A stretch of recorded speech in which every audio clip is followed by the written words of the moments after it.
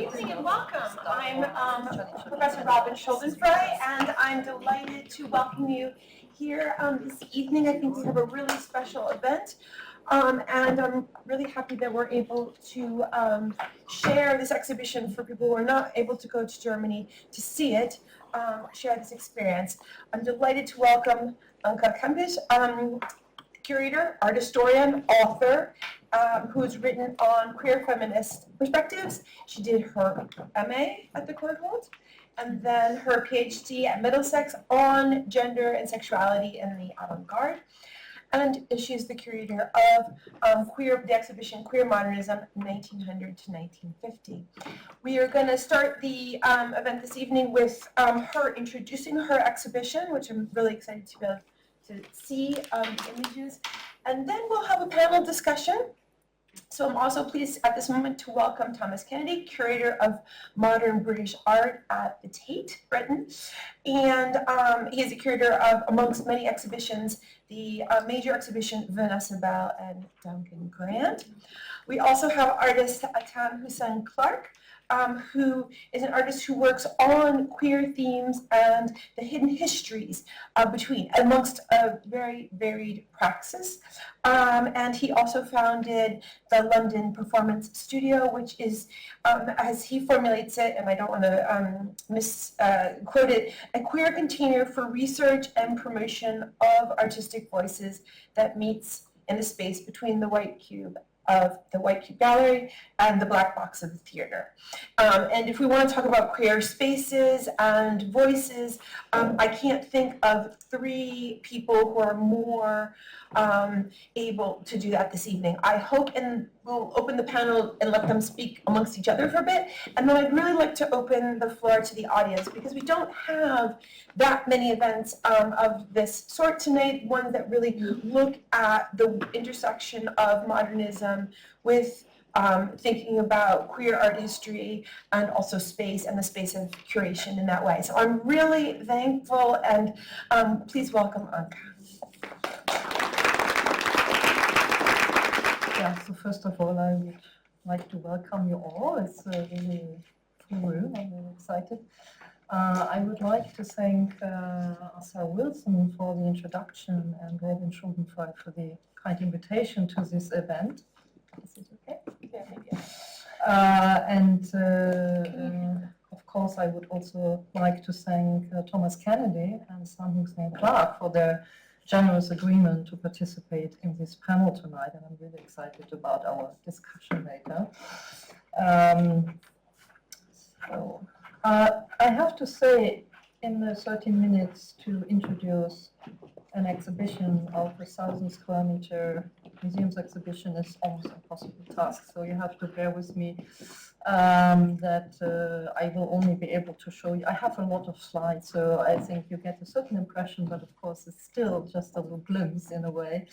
And so I will sometimes go through several slides at a time, and I don't know how much I can comment on everything, because it's just our time frame is so tight. Because at the same time, I also would like to raise some questions about the curatorial framing, about the challenges of creating such an exhibition, and that's also something we can continue then discussing in the panel. Also, I will start with a bit of a framework of previous exhibitions that were important for me and influential for my work, because of course this is not the very first show of this kind. They are forerunners and important forerunners. So, and I want to give full credit to all of this, and actually there's such an extensive list that I cannot mention everything also tonight. I think we dive in. So here's the first few views of the opening night, which was quite something, as you can see, because the visitor numbers went far beyond of anything the museums had expected, really. And there were many young people, I would say up to 70% young visitors for this modernism exhibition, and it was really incredibly exciting, and it's still on until 15th of February. So I put in an enlargement here of the beautiful Gluck painting, Bank Holiday Monday from 1937, which we used as the big billboard and poster for the show. So, young artist. When I first developed the idea for a large-scale international survey exhibition on queer modernism in 2021, I knew that it might still find resistance in the mainstream institutions. And indeed, my first approaches to museums in Central Europe were answered with the statement that such a show, however interesting, would be too progressive and daring for the audiences of the respective house. That said, there were, of course, important forerunners. I am indebted to such as Jonathan D. Katz's show Hide and Seek, Difference and Desire in American Portraiture at the Smithsonian National Portrait Gallery in Washington in 2010, a project that was as successful as it was at the time still met with controversy. In 2011, Tirsa Latimer, also author of the 2016 study Eccentric Modernism, Making Differences in the History of American Art, curated Seeing Gertrude Stein, 5 Stories at the Contemporary Jewish Museum in San Francisco. I approached both curators as authors for the catalog for our show, alongside essays by Diana Suhami, the author of New Modernism Without Lesbians from 2020.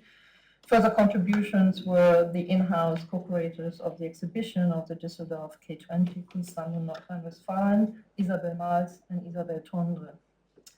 I also approached Swiss author Magdalene Menz, whose 2019 book Glamour Dit Moderne was another important research reference, but sadly she could not participate due to schedules. Since 2011, also Simon Martin has mounted a series of exhibitions at Pallen House of British gay modernists such as Edward Burrough, Robin Ironside, John Minton, Glenn Philpott, Keith Wogan, and John Craxton, in the attempt to, quote, normalize difference. In 2017, the Tate Britain held the first show dedicated to queer British art, 1861 to 1967, marking the 5th anniversary of the partial decriminalization of male homosexuality in England. I apologize for, no, it's better than I thought. The second Shelley chest, it's a very dark painting, very opaque, difficult to photograph. In 2018, my dear colleague, the artist, and my dear colleague and friend Nick Maus created the acclaimed exhibition Transmissions at the Whitney Museum, dedicated to, quote, dance as a galvanizing force of queer genealogies in New York City. According to his own statement, it took him up to 10 years to find acceptance at local museums to realize this project. And I would like to mention that this show introduced me to the photographer George Bloodlines and also to the New York formation Pajama, the queer triangle of Paul Kapnus and Jared and Margaret French. And Nick Maus and Angela Miller just published in 2023 the book Body Language, the Queer Stage Photographs, George Bloodlines and Pajama. Nick Maus stated, at the core of the exhibition is a rejection of the hierarchies that determine what is valuable and what is memorable. And in conversation with Hilton Als, he continues, in challenging the mythology of the master narrative, we need to fully embrace fragmentation, memory loss, and decay into the process of curating. End of quote. And it was Angela Miller's essay, Vibrant Matter, the Counter-Modern World of Pavel Chelichev from 2020, that confirmed what I had long felt, that Chelichev would become one of the key figures of the K20 project. In her essay, Miller talks about the, quote, modern oblivion that surrounds the artist's work and persona, as well as its, quote, disciplinary promiscuity, notions that are picked up as central perspectives. And I have to say that Čeličev was largely unknown also to my co-curators and to the museum, and also to many people in the public, and there was a lot of attention for the work in the course of the show, also from reviewers. In spring of last year, Jonathan D. Katz opened The First Homosexuals, The Birth of the New Identity, 1869-1939. The privately funded show presented about 300 rarely exhibited artworks in a, in part, global spectrum, and premiered at Wright Road 659 in Chicago. While Katz did not find a partner institution in the US, press reviews placed the vast project as a laudable effort in the current political climate of the US president's crusade against the so-called gender ideology extremism. Needless to say, there have been many more monographic shows unearthing modern queer artists. Maybe just to mention two of the 2017, the Brighton Museum and Art Gallery mounted Gluck, Art and Identity, and Marlo Moss, The Forgotten Maverick, was shown at Haus Konstruktiv in Zurich in the same year. Also, we had just this year these two fantastic shows at the Tate Britain of Aysel Calhoun and Edward Burra, which were really extremely enjoyable. And the catalogs are fantastic. So, our current exhibition, Queer Modernism 1900 to 1950 at K20 in Düsseldorf, still running until February 15, is another effort to picture an alternative, multi-layered history of modernism. It reveals that alongside the canonized avant-gardes, there existed a rich spectrum of unconventional, innovative, and independent forms of expression. Queer modernism does not denote a single movement, but rather a diversity of styles, subjects, and attitudes that broaden and productively complicate our understanding of modern art. The exhibition presents approximately 100 works by 35 international artists who place desire, gender, and sexuality, and the politics of self-expression at the center of their work. The exhibition intends to write a non-normative history of modernism by showing the central influence and impulses of gender and sexuality on the styles, movements, and programs of modern art. The aim is to explore the visual strategies that gave form to non-conforming identities, desires, and ways of life, often at a time when such representations risk exclusion, censorship, or persecution. The exhibition is structured into 8 chapters with themes such as a prologue diving into 19th century forerunners, the chapter Modern Arcadia, Sapphic Modernity, Surreal Worlds, a queer reading of abstraction, queer avant-gardes and intimate networks, and queer resistance after 1933. The epilogue highlights the work of Swiss Jewish painter Sonia Sekula's creative collaboration with John Cage and Merce Cunningham in New York, and offers an insight into the conservative, restorative politics of the post-war years. With this gesture, the show ends on a note where the parallel exhibition at the Museum Ludwig in Cologne, 5 friends, John Cage, Merce Cunningham, Jasper Jones, Robert Rauschenberg, and Cy Twombly, picks up. Unusually, for the K20, dedicated to 20th century art, we begin the exhibition with the prominent 1857 portrait Rosa Bonheur with a Bull by Edouard Louis Dubuff, already a wholly surreal portrait of the artist. Bonheur had intervened into the painting herself by painting the bull into the composition instead of an easel, as she had refused Dubuff's portrait as too conventional. To a journalist, she once retorted, quote, "If you only knew how little I care for your entire sex. In reality, when it comes to male beings, I am interested only in the bulls I paint." The history of modern art has so far been written largely along the progressionist rhetorics of the classical avant-gardes, while historians locate the beginnings of modernity in the mid-19th century. It was also in this period that the term homosexuality was coined for the first time in 1869 within the emerging discourse of sexology. At the time, artists and writers started to address same-sex desire as well as queer and trans identities and ways of life in their art, often publishing under pseudonyms.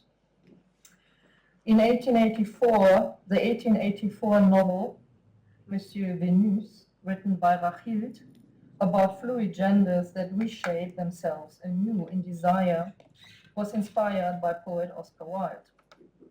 Painter John Singer Sargent established a new genre, the emancipated queer portrait, as in the 1881 portrait of Vernon Lee, a remarkable representation of the lesbian author. Like Rachilde, Rosa Bonheur, and the archaeologist, writer, and early feminist Jeanne Dieu-Lafoy also wore men's clothing in public. Dieu-Lafoy began documenting the history of cross-dressers at the time. And we see here also the Permission de Travestissement, this document that Rosa Bonheur needed from the local prefecture to be allowed to wear men's clothing. She had argued that she needs to enter slaughter houses to study animal anatomy and things like that. And we also see her with her late partner, this is particularly Anna Klunke, who also wrote out her memoirs.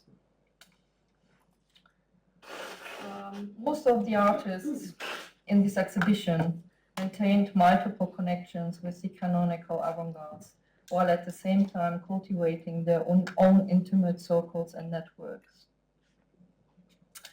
Their often hybrid, independent, and at times counter-modern stylistic choices contributed to their marginal recognition within the central narratives of the avant-garde, especially in the abstract movement. But also figures like André Breton and his male surrealist peers were notorious for their homophobic attitudes. It was above all artists who worked in a queer feminist perspective, who expanded and revitalized surrealism, introducing new visions that challenged and transcended normative depictions of gender and sexuality. Artists in this exhibition engaged critically with abstraction, surrealism, or new objectivity, neue Sachlichkeit, while others created hybrid forms that deliberately subverted the often dogmatic stylistic boundaries of the avant-garde. One example, and I go maybe quickly back. One example is the Russian exile Pavel Chelychev. His painting Man-Seated Multiple Images from 1927, with which the exhibition opens, presents, as one could say, a cubofuturist composition of a tripled face and body. It reflects the idea of multiple queer identities as well as the intimate embrace of two identical figures. It reflects on the myth of Narcissus, notoriously identified by Freud with homosexuality, but also topos that continues to run through queer iconography of the modern era, and we will later see the Black Narcissus of Richmond Barthé. Much like the Hungarian sculptor Anton Prinner, whose works explored interwoven bodies and dual identities, Chelychev queered cubism. He remains skeptical of an analytical, sterile modernism that, in his words, excludes desire, love, and embodiment. And he was very critical about Picasso's work and was really writing a lot about this.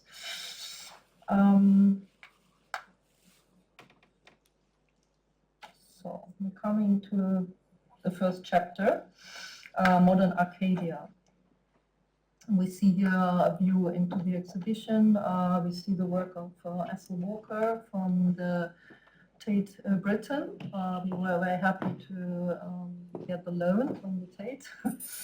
And also we see other works I talk about. And on the On the other side, we see Ludwig von Hoffmann's Basing Young Males. This painting was owned by Thomas Mann, and he always had it hanging above his writing desk, and also this painting accompanied him through all the stations of his forced exile. And we see this wonderful double portrait of Lotte Laserstein with Traute Rose, her, we assume, lover and favorite model. And there's a whole story about this, how for a long time there has been this, also by curators, a total denial that there was actually a love relationship. But we can come back to this later in the discussion.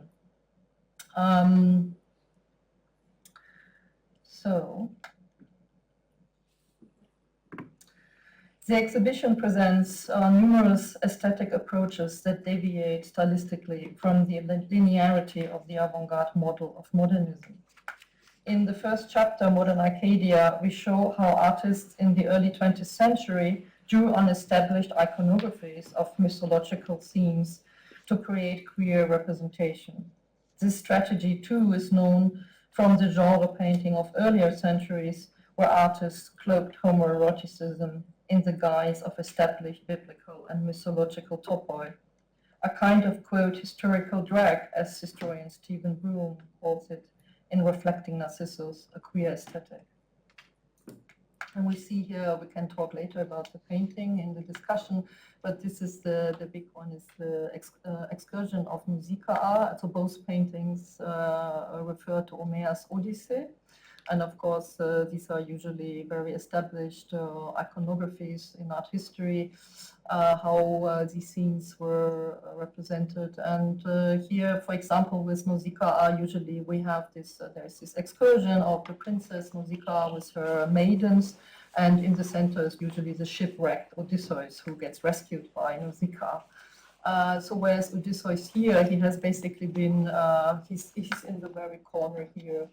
As the Walker put him on the complete sideline of the scene. And not only this, his body is completely underdefined sexually, very androgynous. And he's basically just an observer of a scene that highlights, homoerotic and homosocial gathering of these young women.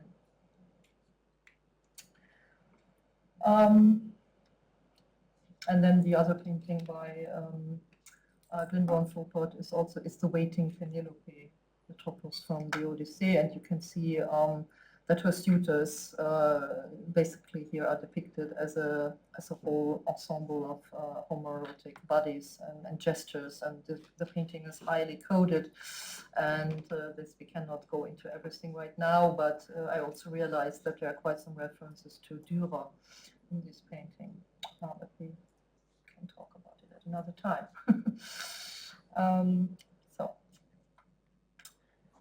Richmond Basset, a key figure of the Harlem Renaissance, employed the academic sculptural tradition of the 19th century in the 1930s and 40s to address pressing questions of Black identity and homosexuality. James Smalls calls Basset's strategy an expressive camouflage. Quoting Margaret Rose Vandrice, he states, Basset preferred classical forms and themes in conjunction with the male nude as, quote, early declarations of the academic training and artistic tradition that set him apart from his African-American contemporaries.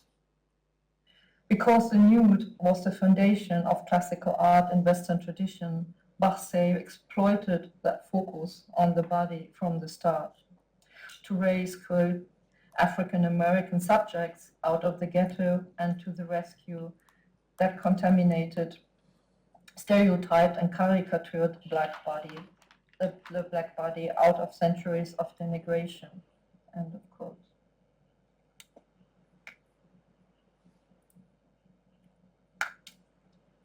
A similar strategy of imaginary stylistic recourse into the pre-modern can be seen in Danish painter Gerda Wegner's 1920s portraits of her partner Lily Elbe, one of the first people to undergo gender-affirming surgery. Wegner transposes Lily Elbe's choosing new identity into a fantastical world of the Belle Époque. And I'll show you here some examples of personal albums by Gerda Wegner, which we had the opportunity to present as archival exhibits in the exhibition.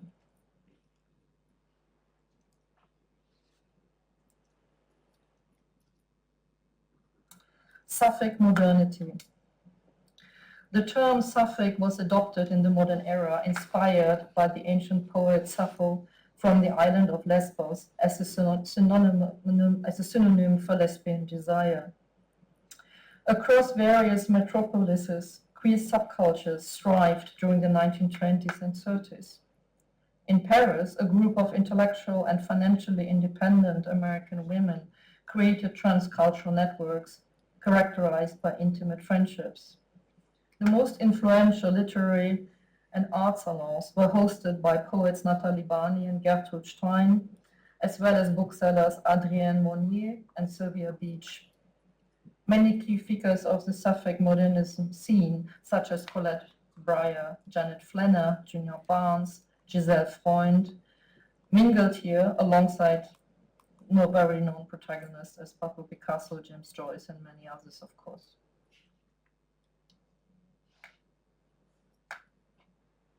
And we have here some of the examples of the works in the exhibition. We have a whole focus section on British painter Gluck, and also featuring this archival exhibits that I have been able to get from the family archive. So you see here basically 3 works by Roman Brooks, and I come to this. Roman Brooks painted numerous portraits and nudes of her lovers, such as Nathalie Barney, and kindred spirit and fellow creators like British artist Gluck in, for example, Peter, a young English girl from 1923-24.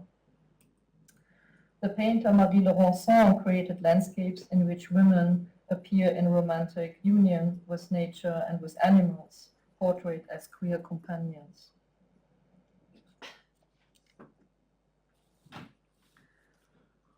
Other artists developed idiosyncratic retro styles that referenced impressionism or symbolism, such as Ethel Walker, Glyndwr and Philpott, Roman Brooks, and Robin Ironside, with his eccentric neo-rococo mise-en-scenes from the 1940s. What unites all these protagonists of this exhibition is the remarkable range of modern queer themes and new modes of representation. Yet this promiscuous, as Angela Miller noted, variety of undogmatic, eccentric, and neo-romantic styles also led post-war art criticism, dominated by formalism and often steeped in homophobia, to declare many of them obsolete and to exclude them from the canon of high modernism. For some visitors, it may come as a surprise that the exhibition also proposes queer readings of abstraction.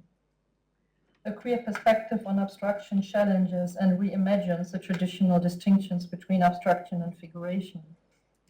Can abstract forms symbolize social relationships and less fixed, definable forms of embodiment?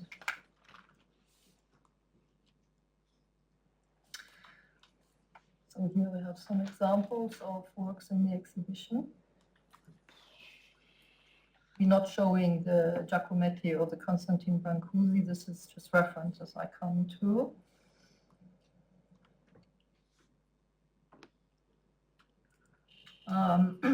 In recent years, art historian David J. Getzi has shifted the focus in his own studies from queer representation to queer abstraction, arguing that the human figure as represented is inevitably culturally marked, and that abstraction with its affiguration can serve as one tactic to, quote, resist the cultural marking of the human body.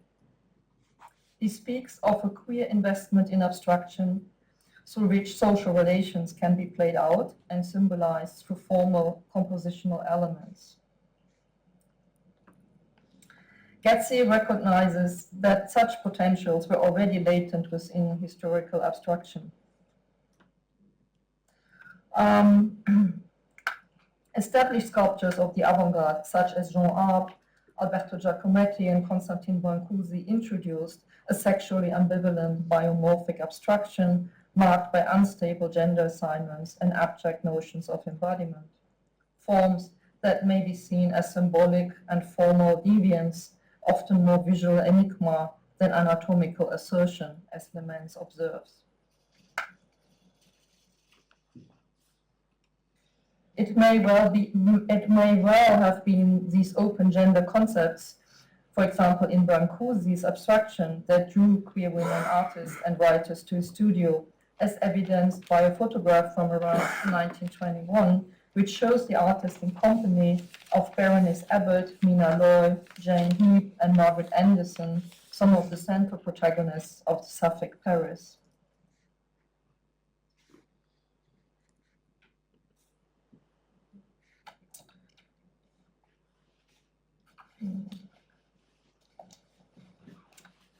In the constructivist and pantheist biomorphic compositions of artists like Marlo Moss, Anton Prinner, Jacoba von Hermskerk, and Louis Janin, the potentials of a non-figurative queer form of expression emerge. From the early days of modernism, abstract elements such as lines, shapes, and colors were ascribed gender attributes of masculine and feminine. Marlo Moss, for instance, expanded the rigidly gendered formal system of Piet Mondrian, whereas Mondrian grounded his neoplasticism in a binary and initially hierarchical order of male and female elements, his vertical and horizontal lines. Moss introduced instead the double line, an element expressing equality, sameness, and equivalence instead. And she also reintroduced the curve, abandoned band really by Mondrian as a feminine element. Like Gluck, Claude Cahun, Marcel Moore, and Toyen, Moss adopted a gender-neutral or ambiguous name and cultivated a modern gender-queer style to address style of dress, which made Alex Kischler ask in the Tate publication, A Queer Little History of Art from 2017, is it legitimate to wonder whether Moss consciously wore hard-edged abstraction, much like the favorite tailored jackets and cravats and jodhpurs, as a strategy to disrupt the gender first assigned to the artist? And I like very much the idea of a continuation between forms of self-expression and self-fashioning into the art form itself.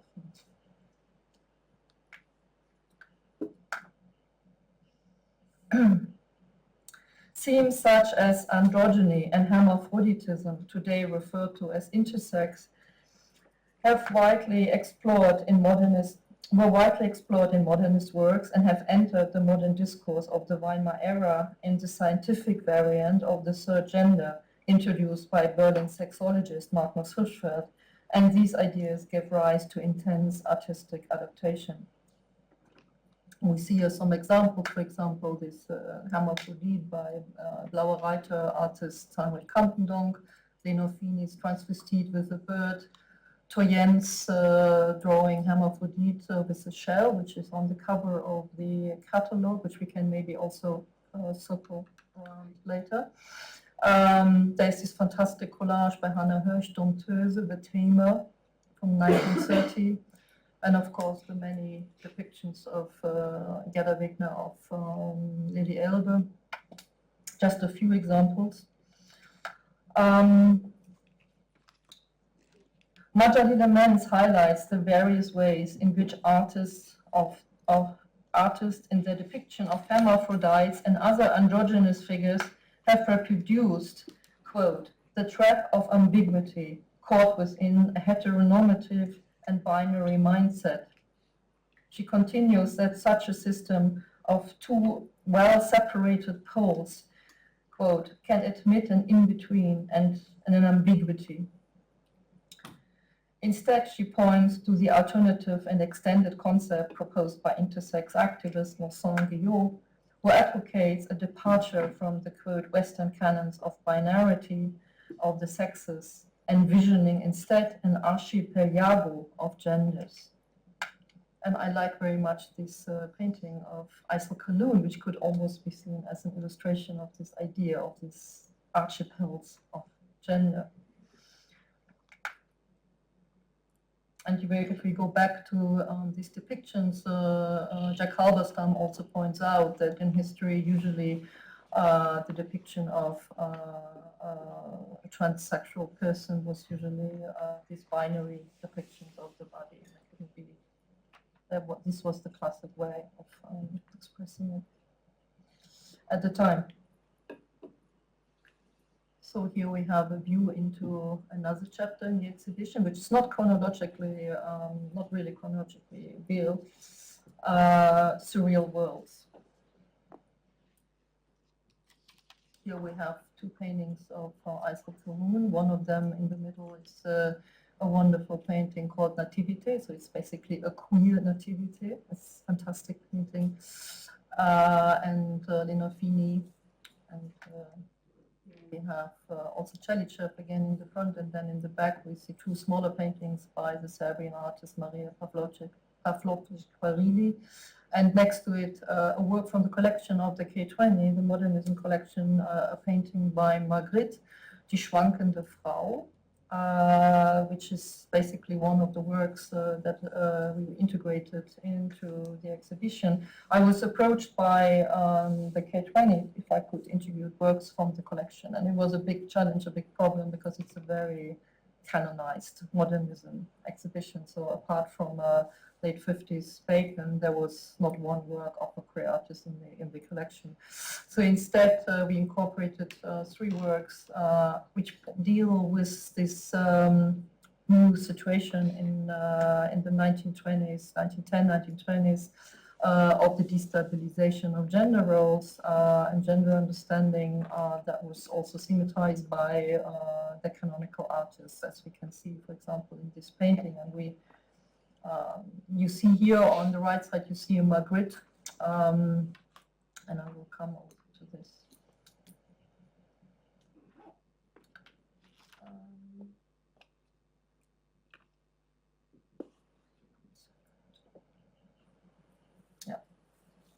The Surrealist movement, beginning in the 1920s, questioned societal norms. Despite its liberating approach to sexuality, it also reproduced subconscious projections of male desire onto female bodies. Works by surrealists in the Kunstsammlung Nordrhein-Westfalen testify to this expressive repertoire, such as René Magritte's violent painting, Le Jour Gigantesque, from 1928, which you see on the far right. Artists like Thuyen, Lena Fini, Isabelle Tondre, Gerda Wegner, and Elena Pavlović-Kvarili, on the other hand, created visions of queer identities beyond prevailing conventions. Their works portray modern gender utopias and alternative models of intimacy and familiarity within fantastic scenarios. So we're coming to the chapter Queer Avant-Gardes and Intimate Networks. At the beginning of the 20th century, transnational and transatlantic and cosmopolitan networks emerged with nodes of exchange, for example, in Berlin, London, New York, and Paris. Independent artistic movements formed, associating neo-romantic and hybrid styles with queer themes, while distancing themselves from the dominant aesthetics of modernism. Theatre and ballet provided artists like Pavel Čeličev, Niels Dardel, whose paintings you see here, a Swedish artist, and Robin Ironside with a space for artistic freedom.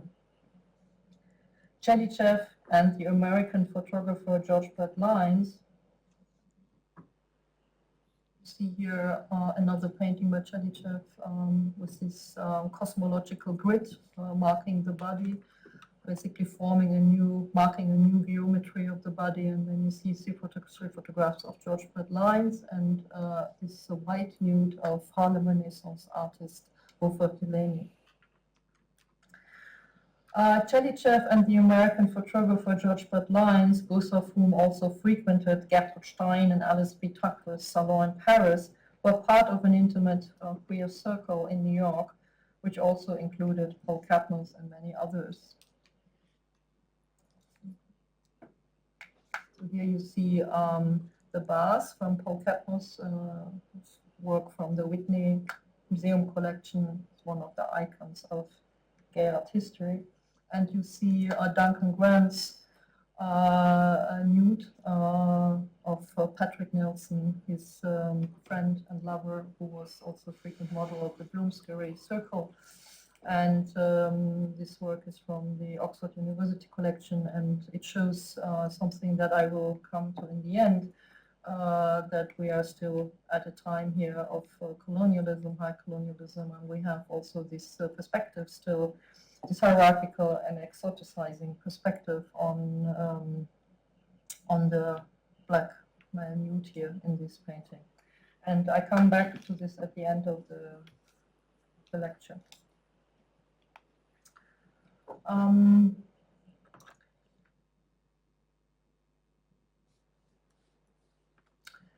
In 1953, the Black American painter Buford Delaney followed his friend, writer James Baldwin, moving from New York to Paris. In times of racial segregation in the USA, Europe offered a comparatively more tolerant environment for black artists. Experiences of despair due to suicidal stigma are expressed in the works of Dardel, Ironside, and Delaney, like the disturbing stylized depiction, which we had here, of Dardel's paintings, such as The Dying Dandy from 1918 at the end of World War I, to the whole topic of suicide, which also led Magnus Hirschfeld to found this Institute of Sexology, because he had done many interviews with gay people at the time of the First World War in particular, and the suicide rate was so high that he was absolutely shocked, and that was one of the motivations to found this institute.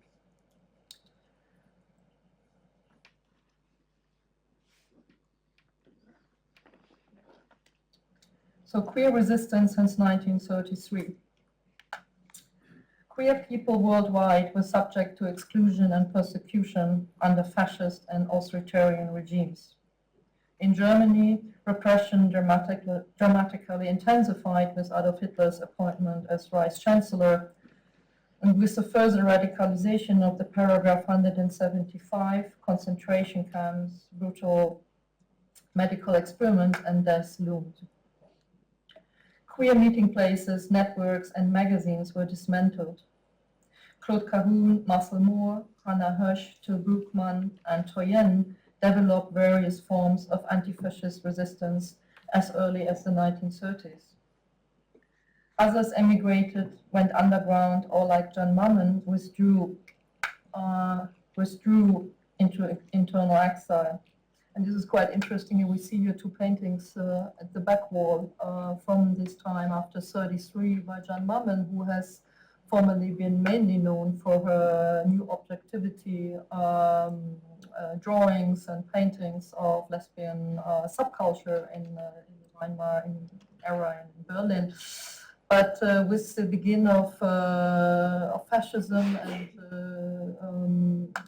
all the repressions, she went into an inner immigration, but changed completely her style. So we have a big group of works, a prominent group of works of that time, like these two here, where she started to employ this aggressive cubist style.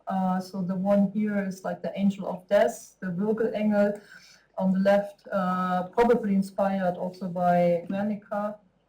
And the other one is a persiflage on Hitler. It's called Der Sonntagjäger, the Sunday Hunter, and he holds a dead bird in his fist.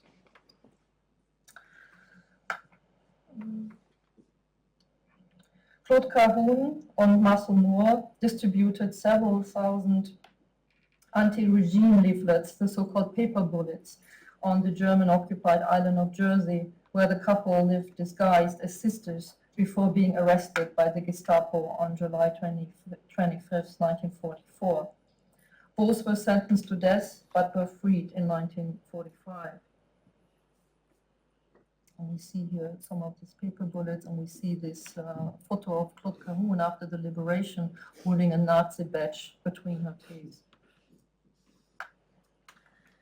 However, there were also forms of collaboration by queer artists, such as Roman Brooks or John Cocteau, who often entered arrangements with fascist regimes as a protective and survival strategy.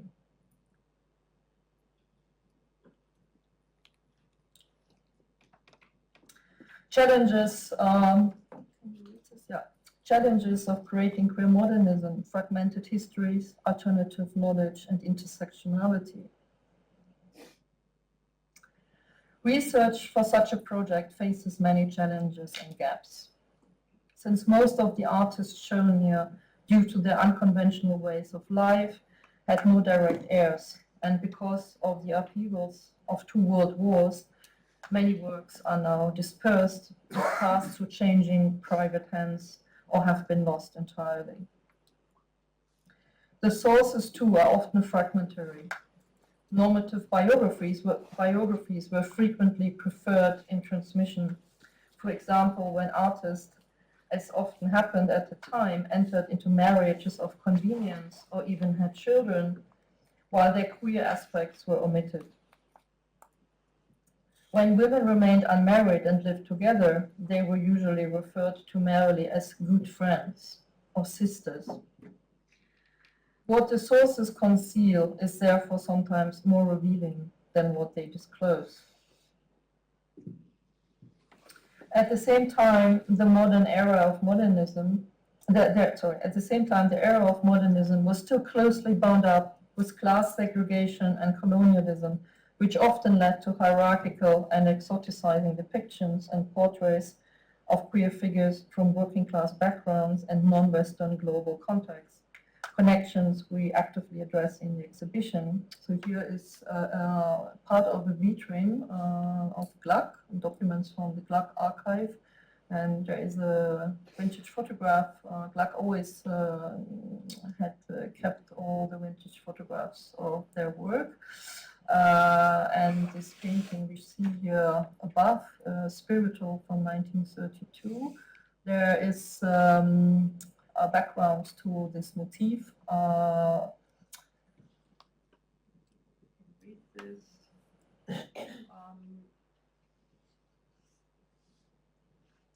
When an acquaintance remarked that, quote, it was impossible to paint a black face against a black background, Gluck placed in that advertisement seeking a black model whose identity remains unknown today.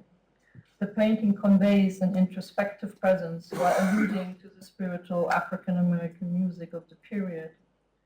The whole story that motivated the making of the painting reflects the colonial mindset of the time, yet also indicates how the politics of representation gradually began to change.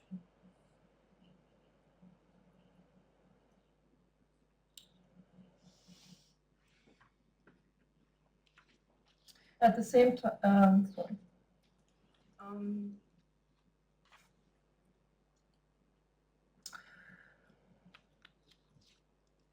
and such contexts have, of course, previously been critically analyzed. For example, in relation to Glyndwr and Philpott, the relation of Glyndwr and Philpott to his manservant, lover, and frequent model Henry Thomas in the catalogue of the Pallant House retrospective in 2022, and in research about Black Bloomsbury and Duncan Wynne's lover and model Patrick Nelson in the 2013 exhibition at the UCL Art Museum in London, and Gemma Romain's 2017 biography of Patrick Nelson.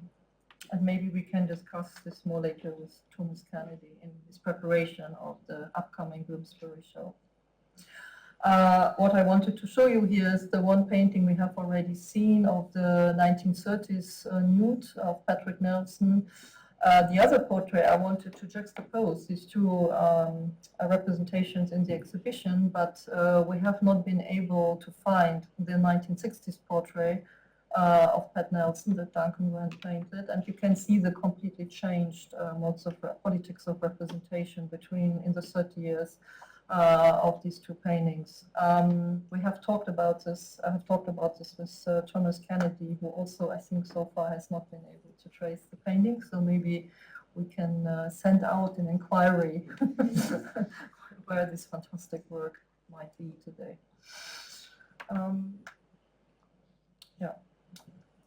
And I'm closing here now, at a time when queer life worldwide is once again under threat. It is especially important to make the far-reaching history of queer culture visible anew.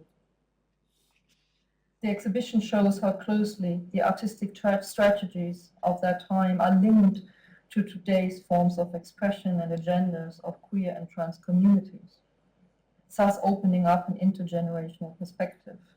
And this is also what I felt very strongly during the run of the show, that there was such a strong presence of a young audience and audiences from various communities who were in this exhibition, or maybe normally would have not been in a modernism exhibition of the K20 in Düsseldorf. I thank you very much. I'd just like to invite you to ask questions of each other, or to give response to the show. Dan was able to see it in flesh, and you were not, but I probably have some opinions upon, especially some of the British works that we saw. The work is absolutely incredible. I think we can all agree, and such a tour de force of an exhibition. So, yes.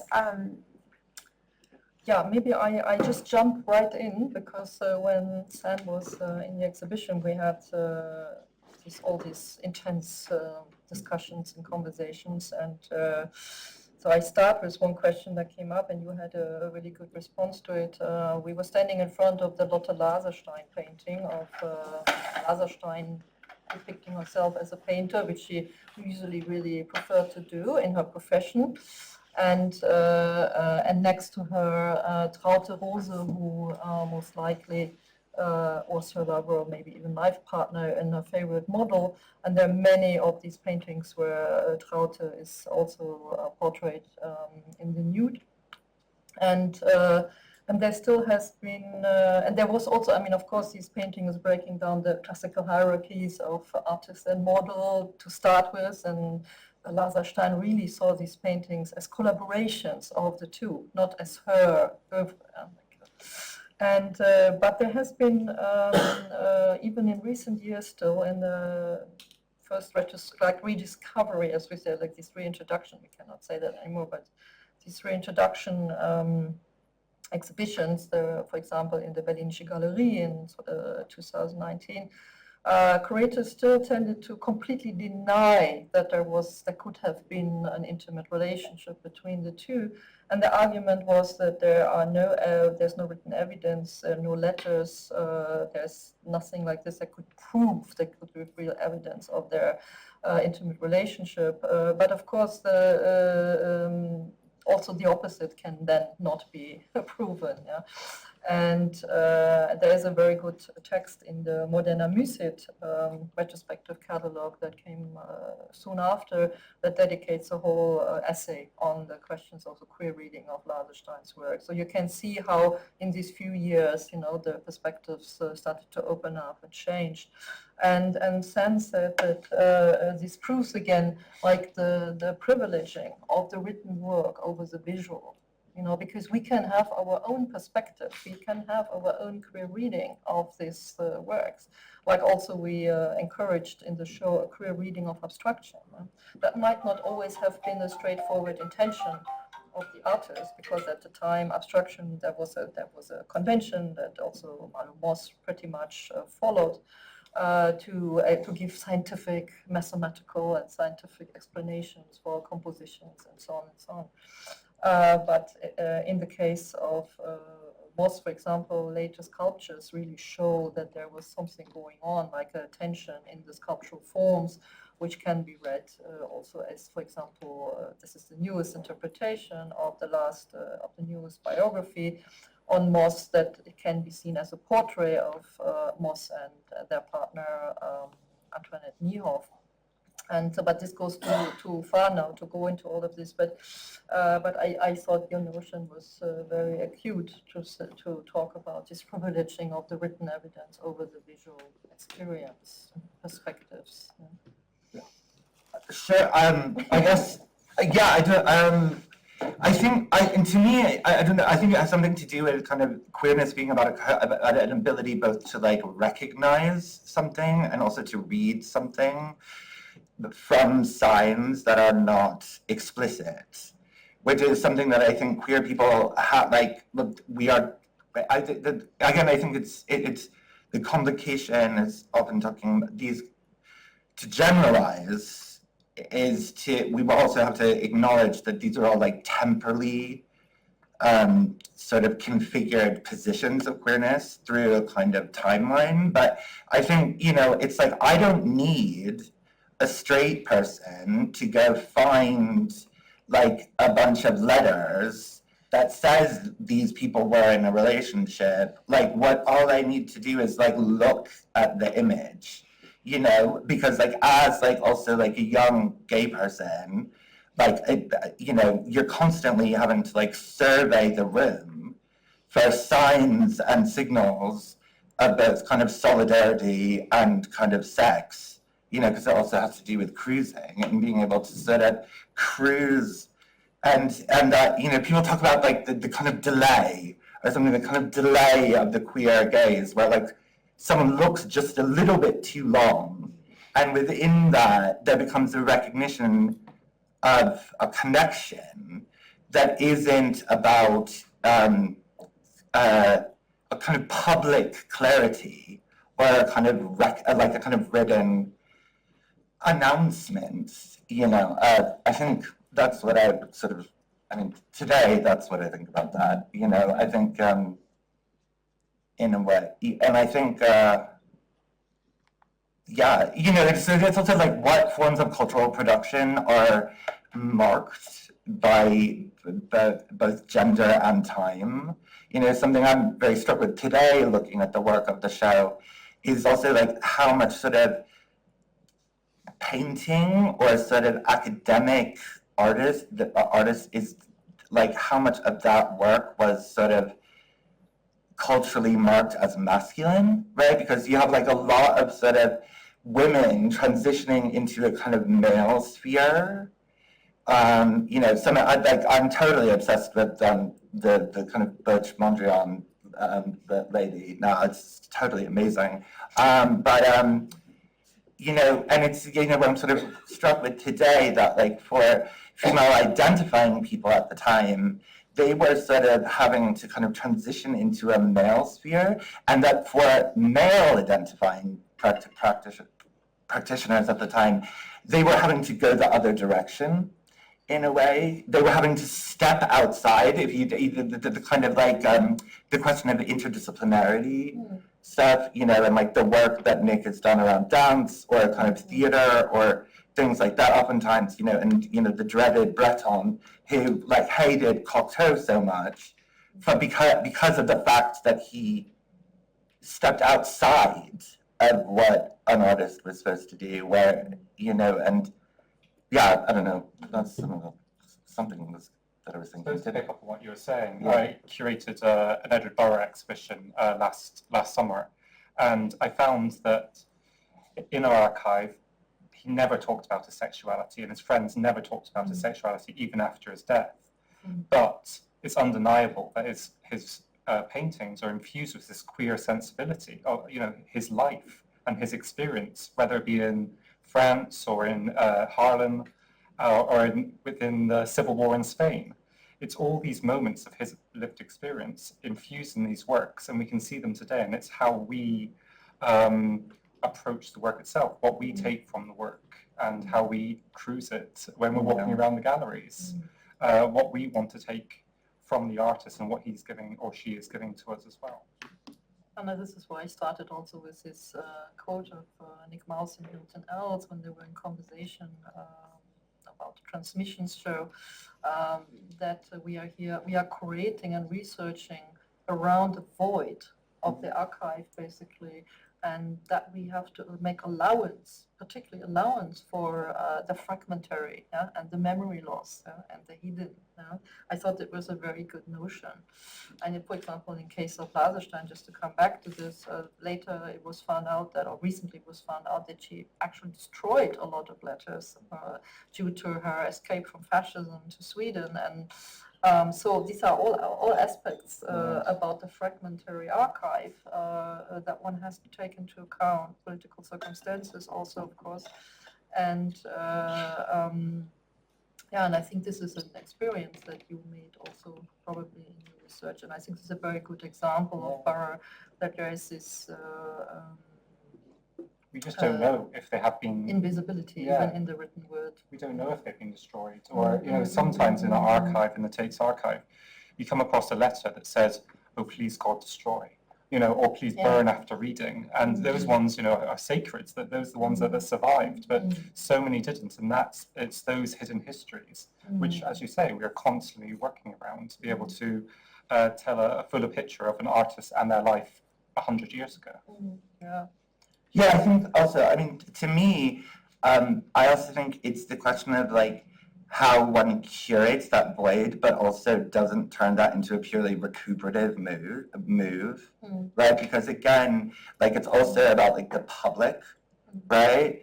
And it's about the public by which you are making things visible to, as well, that I think, because there was a lot of old friends in this show, and there was a lot of new friends, and there's there's a question of how do I feel about, as an artist, that some of these people have been very important to me, that suddenly they're being made available, and what does that mean, right? Because I think there's also the questions around because oftentimes, and I'm very pleased, I think it's really important that the questions around abstraction are in the show, because, oftentimes with kind of the neo-romantics and stuff like that, it's seen as this return to figuration, but we have to also be really careful about the figuring what for who. Right? And that actually, it's not about necessarily just evidencing an existence for a kind of heterosexual public, right? And talking about this question around community as well, that some of these objects, the dolls, the queens, the lesbian people, have been trading, these objects have survived because they've stayed within communities of taste and identification that are not necessarily about the public as well. And I think it's interesting, the question between the public and the private that exists. For example, the queer portrait, which Nick Maus pointed out in the discussion with Angela Miller recently, that there was really this currency of the gift portrait in these circles. So everybody portrayed each other.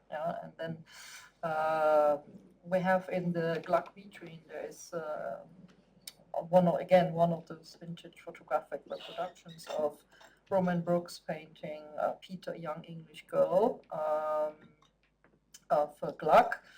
And we couldn't, for certain institutional reasons, we couldn't get that original painting. But Gluck was meticulous in collecting and documenting all these relations and works. And there's another photograph in the archive of a portrait Gluck painted of Roman Brooks. But and on the back there's a wonderful long note, handwritten note, which we transcribed and translated in the vitrine. Where Gluck notes that describes the scene of the sitting, because the two artists fell out, and they were both very strong-willed and strong characters, and apparently Roman Brooks, they had a row and she stormed out of the sitting sessions, and so the portrait remained unfinished. And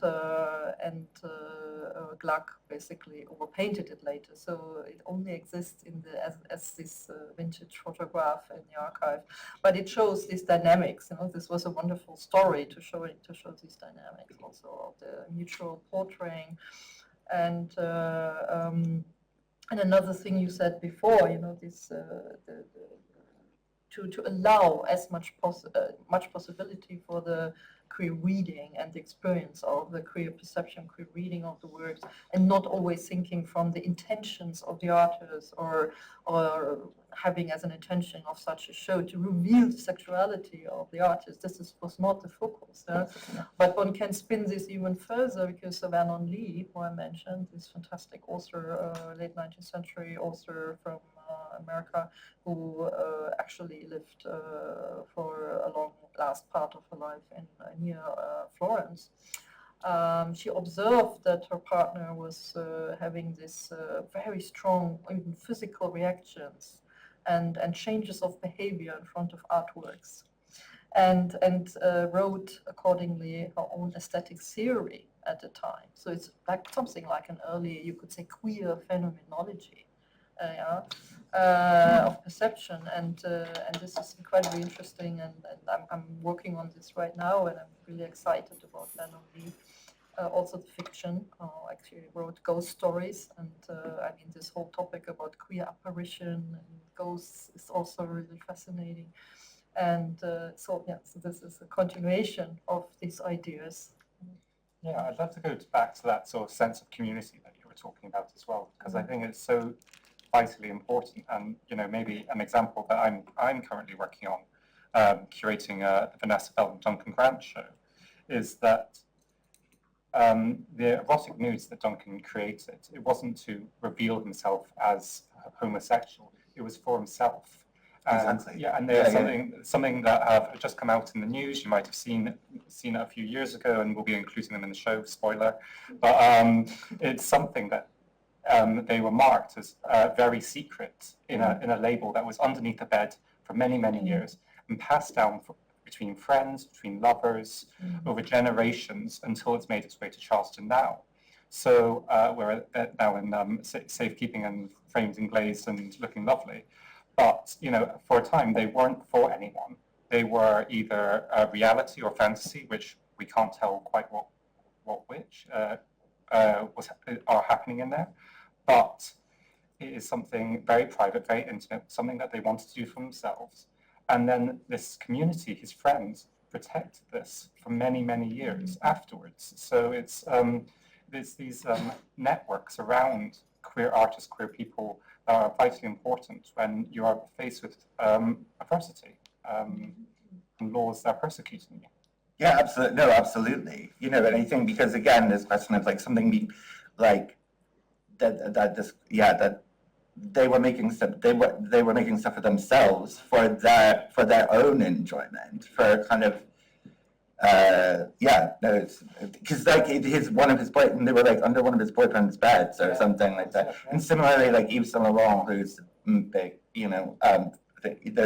was a massive collection of erotic drawings that Yves Saint Laurent did that one of his boyfriends like stole from somebody and then tried to put it on the market, and then everybody freaked out, and Pierre Berger got involved and was like, absolutely no way, that these are coming forward. So yeah, it's like, again, what public and what viewing, that also we like the gaze by which the public looks at an object is also like up for discussion. We have to make sure we don't, because one of the things it's like I don't want these things to become useful.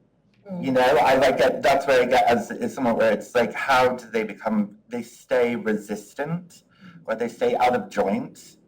That we have to make sure that it's suddenly they don't get in the sense making around the objects, that somehow they maintain, I don't know, something. Or they could almost become indexical again, like new indexes of Exactly. recognition, which is something Jack Halberstam quite warned against. And of course, we can think of the early of Iskosovsky-Sedgwick and in her early writing, Between Men and Epistemology of the Closet, the notion of the innuendo, the whole culture of the innuendo, this knowing, unknowing, this codification for the own scene, for the own community of works, and we find this in numerous places, also in the exhibition. This Penelope painting by Philpott. There's a whole tour de force of hints and allure like the falling shoe, the shoe that fell off the foot, and then next to it there's a little spring coming out in the corner, and the little flower at the end, and then the flower appears again between the fingertips on the back of one of the male figures, which at the same time the whole position of the hand is quite a naughty gesture, and so on and so on. So is the fig tree, and as I said, I started to realize that the pig really picked up on Dürer. There's a whole new queer reading of Dürer now, and so I also think that Thomas Mann, the thing that belonged to Thomas Mann, is also like a really interesting question about because for all intents and purposes, like this man who was in a kind of heterosexual marriage who had children could kind of transport this bathing scene around with him and kind of maintain a sort of level of acceptability, but actually, with hindsight, it was he just had some like really good-looking boys in front of him, in front of his desk, to inspire him along the way, And again, there's questions of private and public, and also encoding and stuff like that as well. We were also thinking about this. There are probably people who will go on Wikipedia and looking at biographies of artists, and then might find like some descriptions of somebody who was married and had 5 children, like Karl-Heinz Osthaus, who was the founder of the Foregrounding Museum in Germany, who was kind of a closeted gay man. At the same time, I had a late outing, and but I found really fascinating. He promoted very early in the 1910s. He brought the dancer Alexander Sakharov already to the Rhine area, who also lived in Munich and was connected to the Blaue Reiter painting. Of course, Javlensky made all these amazing portraits of Sakharov in drag, and the press back then, reviewers were quite tough on these performances, and Karl-Heinz Osthaus wrote this incredible defense of Sakharov's queer cross-dressing performances at the time, which reads like a text that has been written yesterday. It's just incredible, and so just shows how secular it is. History is happening totally again and again. cyclical, And what you're The talking whole about. terminology of these reviews could also just have happened now, from the 1910s. Maybe we should also, speaking in public, open it up to the Sorry. floor. And, no. It's nice to have a dialogue, and then a dialogue in multiple directions, because we're recording, if you don't mind, waiting for the microphone. But do we have questions for any members of the panel, or all three? I can see such interesting points of convergence in similar issues that you're trying to bring to the fore, and so, yes. Yeah. Thank you.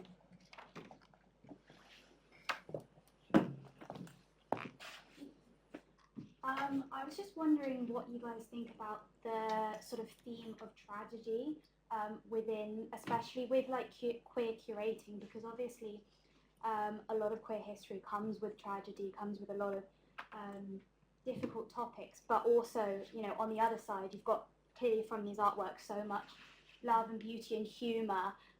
So I was wondering how you sort of find that balance between not erasing a lot of like tragedy in queer history, but also celebrating like the artists and the amazing work they produce in their lives. Well, I feel we quite did that in the show. I don't know how you perceived it, but I mean, yeah. I don't want to cut this short. I think you're absolutely right. This is a very, very important point. I mean, there are a lot of very difficult and tragic biographies, of course, and narration. I talked in the beginning about Sonia Sekula, for example, who, like Agnes Martin, had a lot of mental breakdowns, and then finally her family had to leave New York, had to leave the US because they couldn't afford the costs anymore for hospitals and sanatoriums, and then went back in the 50s to Switzerland, which was incredibly conservative and provincial milieu at the time. And then Sekula went on a further down spiral and committed suicide in 1963. Beaufort Delaney was suffering from a lot of mental mental health challenges, and it was also increasing during his years in Paris. And his friends, also James Baldwin, took care of him, but it was also a very, very, very sad and difficult story. And there are certain interpretations that he had been traumatized by witnessing race riots and police violence early on in his life, and things like this. So so there is this whole layer of stories, life stories, which didn't end well or which were really challenged. But I think we really we try to show such a variety, such a wide range of creative expression and representations and art forms and topoi in the show, that I think you can engage on so many levels with the exhibition. But you have so many aspects present, and you can engage on different moments. I think in the pictures of this exhibition, you can also just see how much joy there is out there as well. And I mean, it's quite easy to find. I think our mind goes straight to the tragedy, but there are beautiful stories out there in our history that we really want to tell and balance that with what is happening, and perhaps persecution that is happening throughout history as well. I maybe have a slightly different line on this one, because I guess I would offer that maybe like queer joy can be just as tragic as tragedy in some ways, where like actually and it's about like how I would argue that like it's about like what polarity on that binary is most resistant in the moment, right?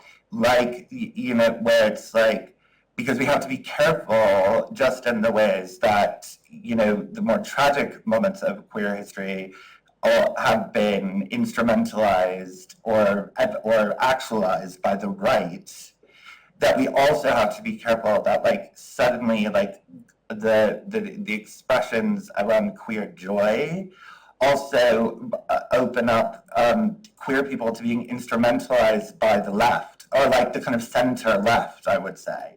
That suddenly we as like a community become useful because like, look, we're just as happy and functioning as well as the rest of citizenry, And so it's like, I always think about it, it's like there'll be certain moments where to talk about the horror of queer life is the most politically effective thing to do in terms of the center. And then there'll be certain moments where talking about, the great like parties we had, is the more resistant thing to do as well. So I don't think it's necessary. We have to be careful that we don't sort of naturalize the idea of kind of tragedy or joy, because there's kind of I've always become resistant. I mean, that's what I try to, like, as a practicing artist, there's moments where, like, and I've made mistakes along the way, I think, like, when the turn to the right in 2016, I sort of thought to myself, okay, it's time to put the dick back in the picture. Sorry to be crass, but I was like, it's time to, like, return to a sort of evidencing that we are not afraid. But I think that I ended up in a cul-de-sac, because actually now I'm much more drawn to the kind of abstract images now that kind of because I don't know how much good it did to, from 2016 for me to talk about how, to do that, so it's always, again, like when and how and where in relationship to, like, resist representation. Exactly. Sorry, I went on too much. Go.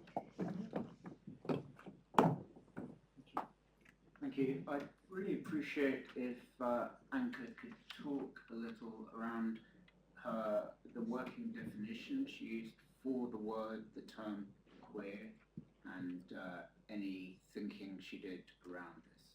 Thank you. yeah, there was a lot of discussion, of course, about the title because it's so kind of almost blunt and demonstrative and direct, and but in the end, there was really this idea that we wanted to that people really knew what this show was focusing on from the outside first to start with, and we tried to broaden the approach of representing not only queer artists but also transgender artists in the exhibition, which was a very important aspect, and I haven't really talked so much about it here in the talk.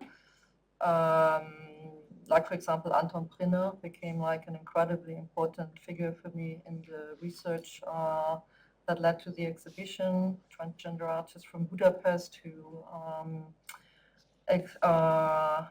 immigrated to Paris in the late 20s, and with this move changed his name and identity and took on the first name Anton, and started to dress like a man, and also to he termed himself a homosexual man at the time, and there are all these incredible stages. Wow, that's amazing. Yeah. So it wasn't necessarily just like a sort of gender identification, there was a sexuality identification within it as well. And there's so many unexplored layers in the work. Like, for example, he turned to Egyptian mythology at a certain point, but then also queered these kind of these relief works of Egyptian friezes and so on.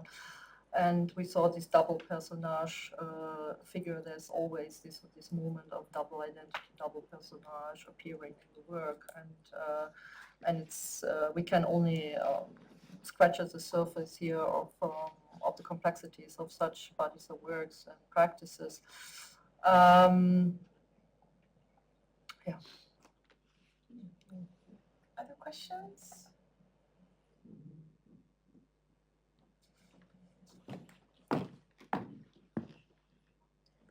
Thank you so much for your talk and discussion.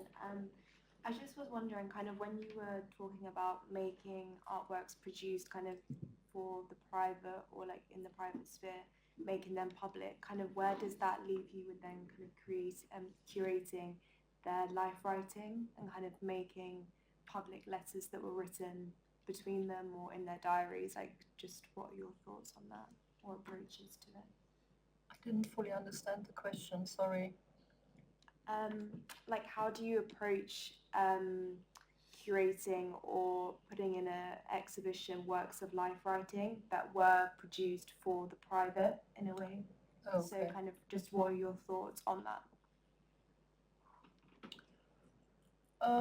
We actually didn't expose so much private writing.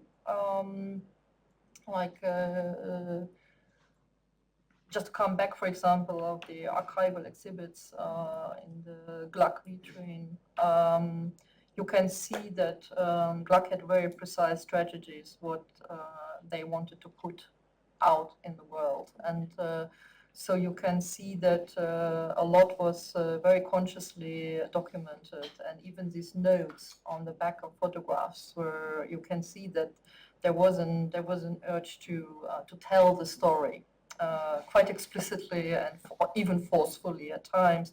But we also have in the vitrine a typewritten letter, so they're mostly these typewritten documents which were really meant to go out into the public. And one is quite striking because it's a document it's a short biography Gluck wrote down for Who is Who, which was like the Wikipedia of the time. And it starts with Gluck's insistent the rejection of pronouns, like we do today. And it says Gluck, professionally known as just Gluck without prefix and initial. And so there are all these statements which they feel like very contemporary, and these strategies have been all around at the time. And so these are documents we showed, because this was even sent out postally and so on. So I have to say that some of these histories have now been very researched in biographies, for example, where a lot of, for example, there are many letters in the Gluck archive, just to take this example for now as a case study maybe. Love letters, intimate letters between Gluck and Esther Obermeer. They're like big love, and there was also a lot of heartache, and they have been, these letters have been quoted extensively in these recent exhibitions and biographies. So, but it was also to look at how these artists in their relationships redefine gender norms and gender roles. And this is very interesting, of course, for us today. Like, you know, signing a letter, your husband, for example, or things like this. But of course, you are pointing to a high responsibility the researcher has and the curator. And I think this is something one has to be quite cautious about and highly responsible in what you expose from these very private documents, intimate documents. Yeah, thank you for such thoughtful questions. We can also continue the conversation just next door and a variety of very light refreshments. But I'd like to thank all three of you for the really thoughtful questions and answers and discussions. As I think many of us really are thinking about things in a really new way, and for the next generation of work, it's really important to have this kind of thinking aloud of the questions. And the real successes of this exhibition. And I really wish it were traveling. Yeah, no, Anke.